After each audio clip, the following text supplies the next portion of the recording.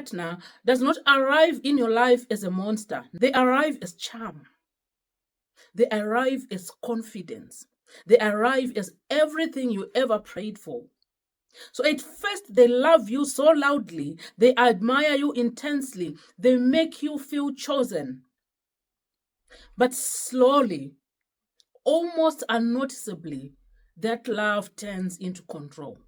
Hello, viewers, and welcome to another episode of Behind the Judgment with Masibanda, a show where we speak the truths that are often silenced. We look beyond appearances and where we hold space for conversations many are afraid to have. This is a safe place for honesty, for healing, and for self-reflection, without judgment, without shame. I am your host, Masibanda, and I welcome you once again. So today's episode is a heavy one. It's not meant to entertain, it's meant to awaken. We are talking about what it is really like to be married to a toxic and narcissistic partner. The kind of marriage that looks fine from the outside, but slowly breaks you on the inside. If you are watching this and feeling uncomfortable, confused, or emotionally stirred, I want you to stay. This conversation may be the clarity you've been praying for. Have you ever stood next to someone wearing a smile so convincing that even you started believing it, while deep inside you felt lonely, confused, and slowly disappearing? Today's conversation is not for gossip. It's not for judgment. It's for the truth. Because some of the most painful marriages are not the ones filled with shouting and bruises, but the ones where pain is quiet, constant, and invisible. Today we are talking about what it is really like to be married to a toxic and narcissistic partner. This conversation is for the person who keeps asking themselves, is it really that bad? Or am I just too sensitive? Let me say this clearly. If this touches you, it is not by accident. Please sit and watch till the end. We are going to start by explaining what a toxic, narcissistic partner looks like in marriage. A narcissistic partner does not arrive in your life as a monster. No. They arrive as charm. They arrive as confidence. They arrive as everything you ever prayed for. So at first, they love you so loudly. They admire you intensely. They make you feel chosen. But slowly, almost unnoticeably, that love turns into control. So here are the common experiences in a marriage with a toxic, narcissistic partner. Number one, love turns into power. So in the beginning, they put you on a pedestal. Later, they use that same pedestal to push you off. Affection becomes conditional. Love becomes a reward. Silence becomes punishment. You learn that peace only exists when you agree, comply, or shrink. Try to do anything else outside these boundaries, there is no peace in that home. Number two, gaslighting. When your reality is constantly questioned.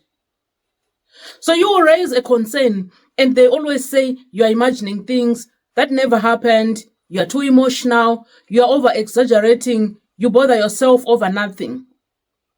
So over time, you stop trusting your own memory, you stop trusting your feelings, and you start asking permission to be upset. This is one of the most damaging tools they use because once you doubt yourself, they control you completely. Number three, blame is their native language. Nothing is ever their fault. If they hit you, it's because you provoked them. If they cheat, it's because you neglected them.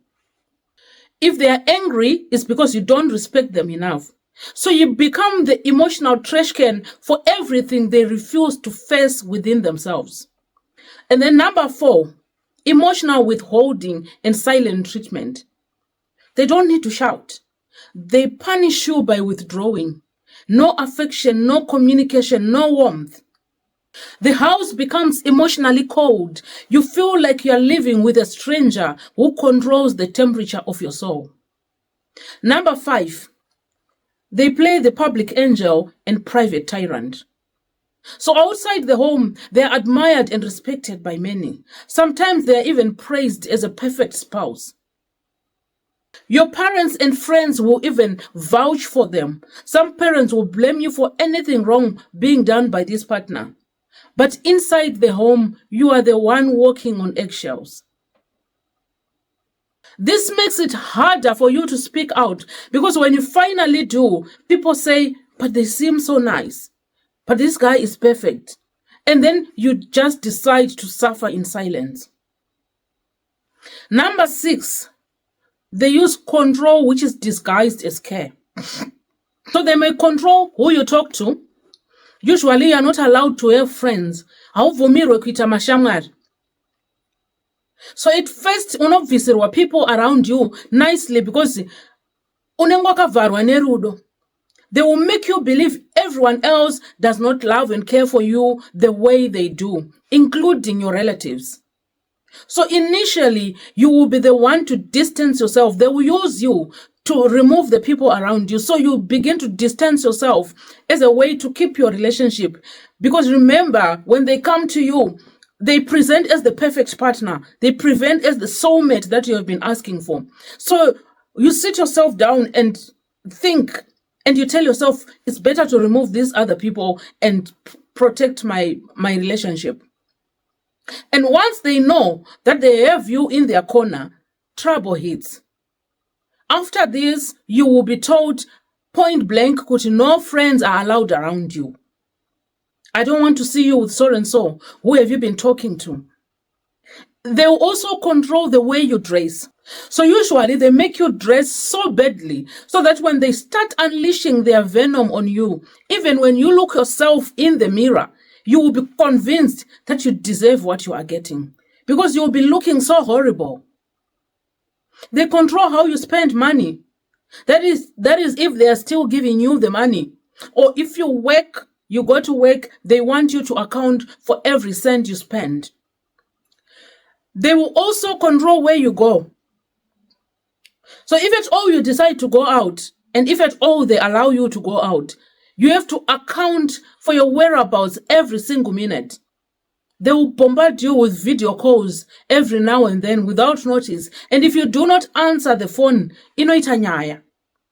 Whereas this very person, if they go out, they can go out for days and they will not communicate at all. Because you would expect kuti since iye achida update every now and then, anofanirwa kuita all the same. But they won't. It's you. They will control. It's you who's supposed to give update. But if they go out, you don't expect any update from them. So the scale is not balancing. They are also going to control what you post. You are monitored 24/7. You are questioned about anything you post, be it in WhatsApp family groups, general WhatsApp groups. And at times, they may want to use your account themselves, posting as if they are you.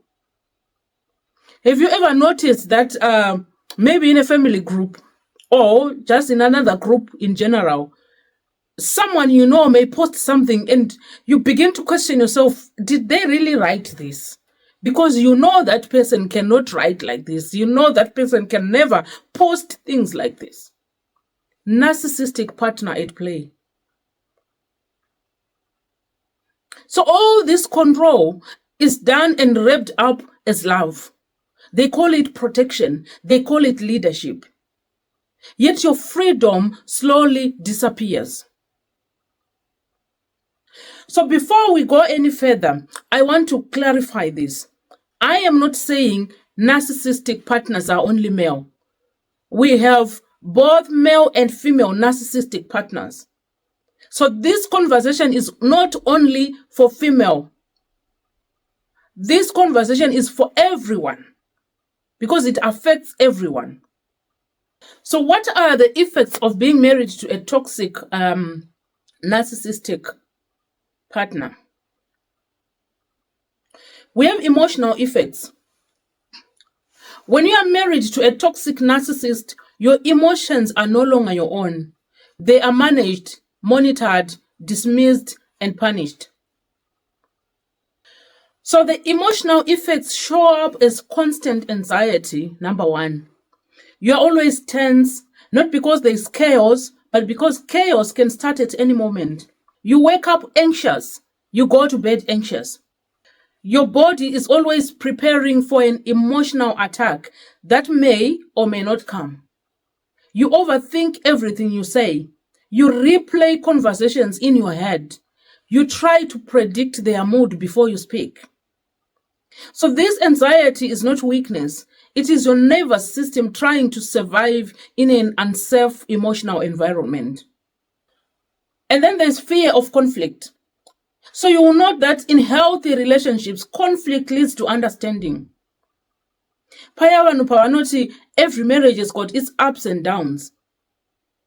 Conflict leads to understanding. But in a narcissistic marriage, conflict leads to humiliation, rage, withdrawal, or revenge. So you learn to fear conflict. You stop expressing your needs because every conversation turns into being blamed, being shouted down, being ignored, or being punished with silence. And then eventually you choose peace over truth. You silence yourself to avoid emotional harm, and slowly your voice disappears. And then there is emotional numbness. At some point, crying stops helping, explaining stops working, hoping becomes exhausting.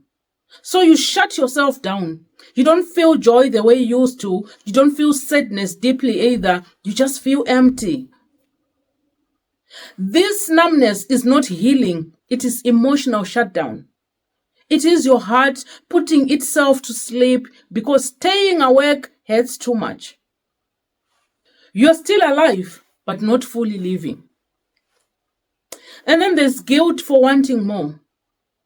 This is one of the most damaging effects. You feel guilty for wanting love, attention, respect, and peace. They have trained you to believe that your needs are too much, that asking for basic emotional care is selfish, that wanting happiness means you are ungrateful. So even when you imagine a better life, you feel ashamed. You start asking yourself, am I asking for too much? Maybe this is just how marriage is. No, that's not how marriage is. That is how emotional abuse feels. And then there's loss of self. You lose yourself. Over time, you don't just lose happiness, you lose yourself. You forget what you like, you forget what makes you laugh, you forget who you were before the relationship. Your identity becomes centered around keeping them calm, satisfied, and pleased. And one day, you look in the mirror and you don't even recognize the person staring back at you. And then there is emotional isolation.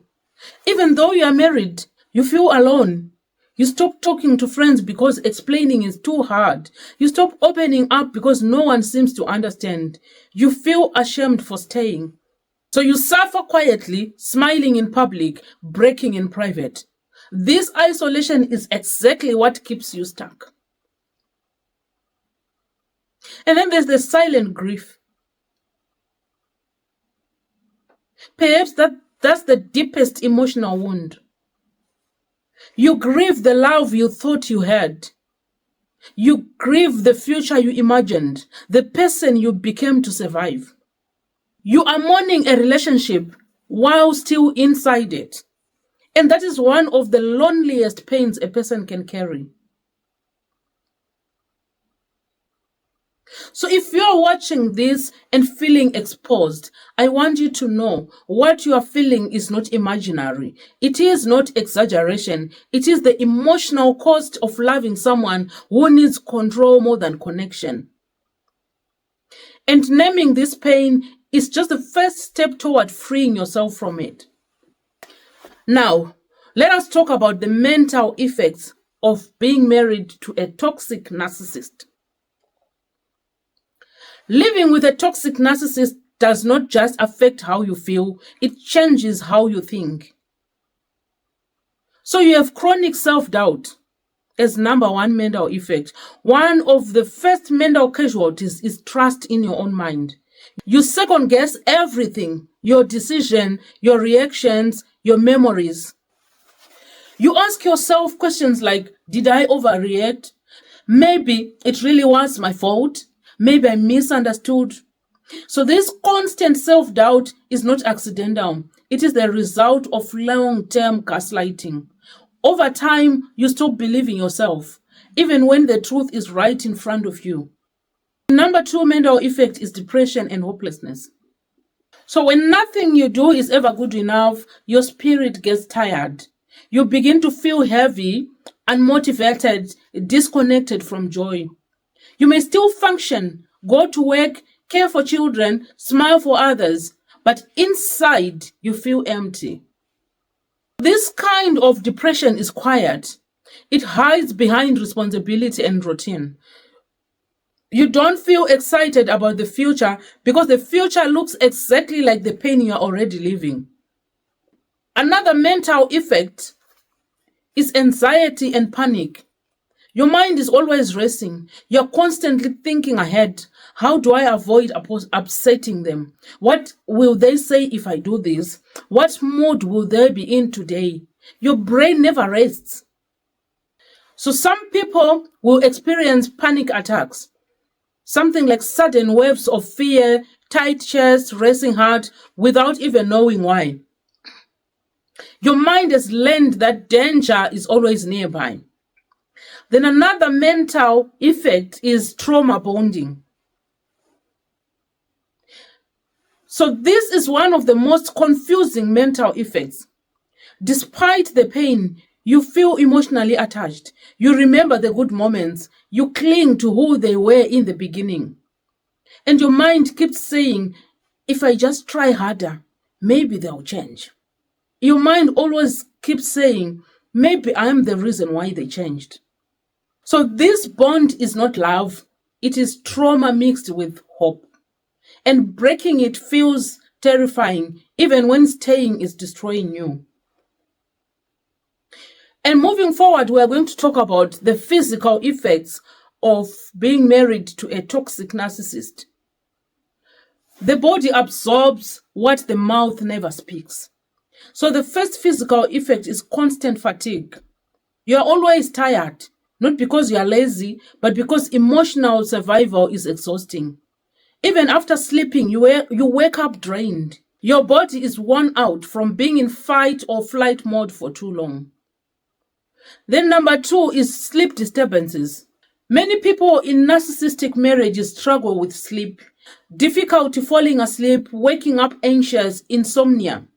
So nighttime becomes the only quiet space your mind has, and it floods you with thoughts you suppress during the day.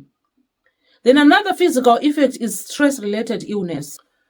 Prolonged stress can manifest as headaches and migraines, digestive problems, high blood pressure, weakened immune system. Your body is reacting to emotional danger as if it were physical danger, because your nervous system it is.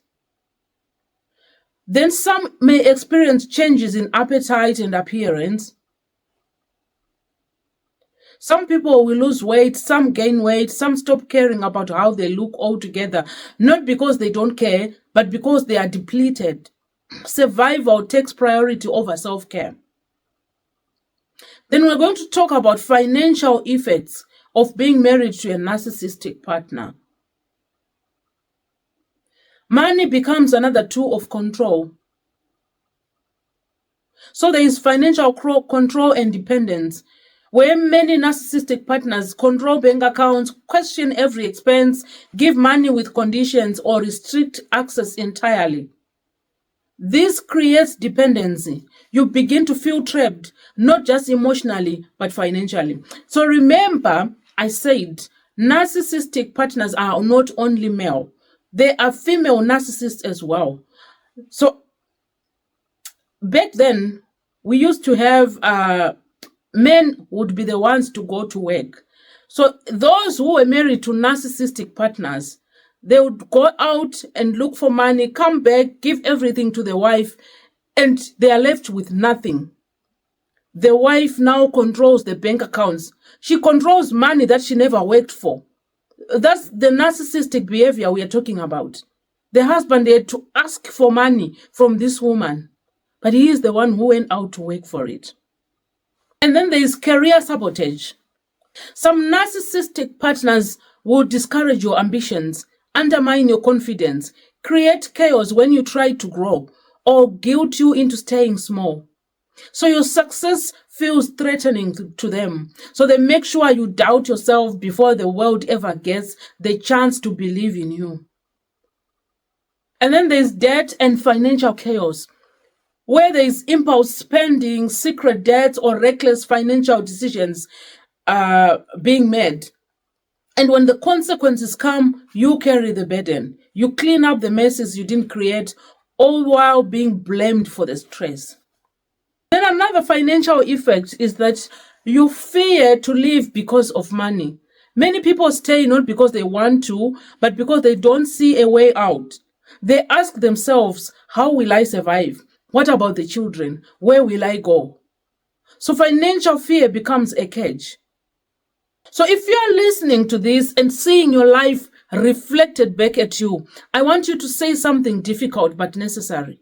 What you are experiencing is not normal marriage struggle. It is not normal marriage ups and downs.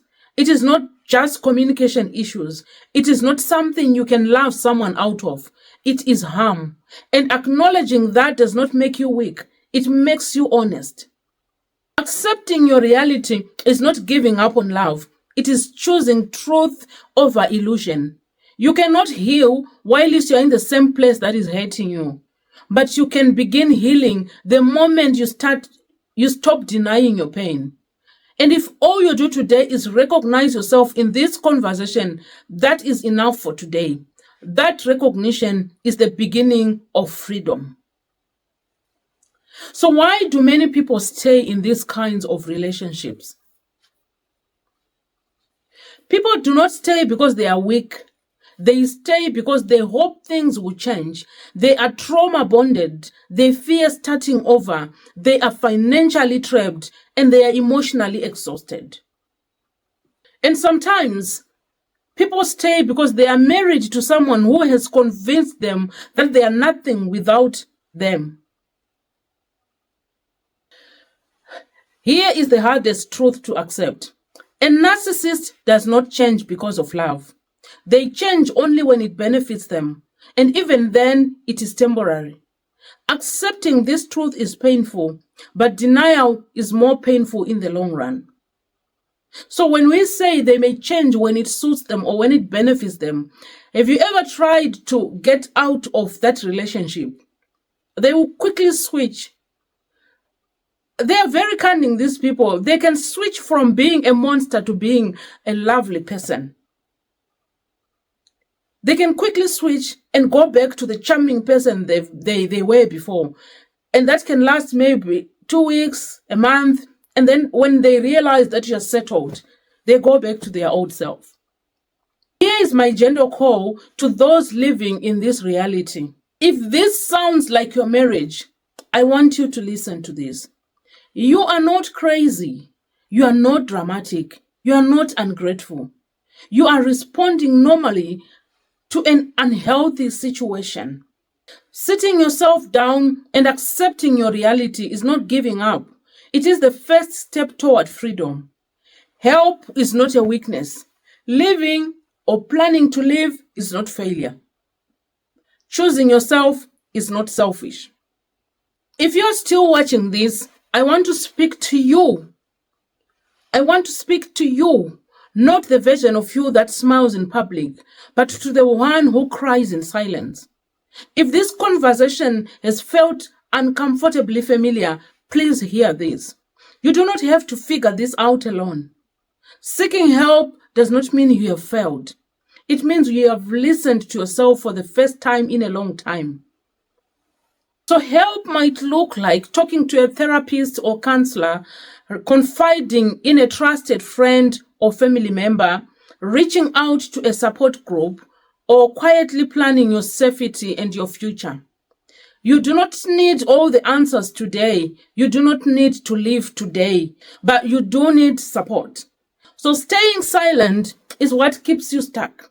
But speaking slowly, safely, and intentionally is what begins your release. If you are afraid, that is understandable. If you are unsure, that is normal. If you still love them, that does not cancel the harm you are experiencing. Love should not cost you your peace. Marriage should not erase your identity, and suffering in silence is not strength. Please know this. There is life beyond survival. There is clarity beyond confusion. There is healing beyond this pain. And one day when you are ready, you will look back and realize that the moment you asked for help was the moment your life began to change. Until then, be gentle with yourself. Choose honesty over denial. Choose support over silence. Choose yourself one brave step at a time. This is Behind the Judgment with Masivanta. And in this space, your truth matters. Your safety matters. Your emotional health matters. It's me, your host, Masivanta, signing out. Thank you.